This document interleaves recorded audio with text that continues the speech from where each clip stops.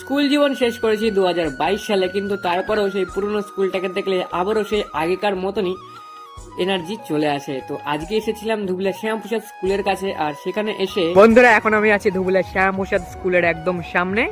এই যে হচ্ছে আমার শ্যামপ্রসাদ স্কুল, যেখানে আমি আগে পড়তাম। আমি অ্যাডমিশন নিয়েছিলাম 2014 সালে। তো স্কুলের থেকে পাস আউট হয়ে গেছি 2022-এর আগে আগে। তো সে যাই হোক, আর অনেকদিন পর আজকে স্কুলের সামনে আসলাম, আর আসার পর একটা আলাদা ইমোশন কাজ করছে।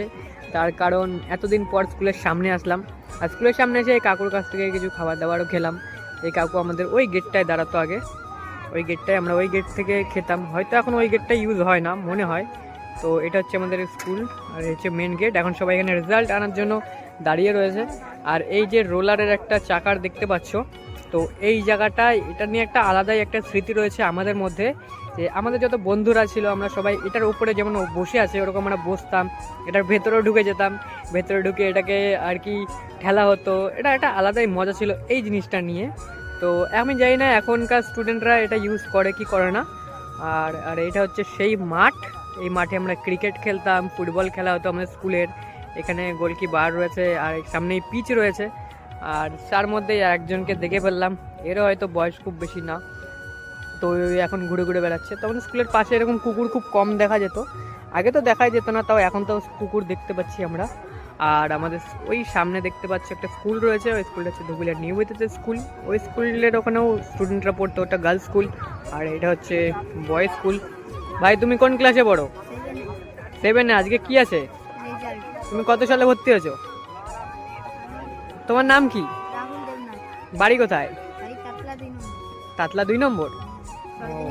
পাস করেছো না রেজাল্ট দেবে একটার সময়?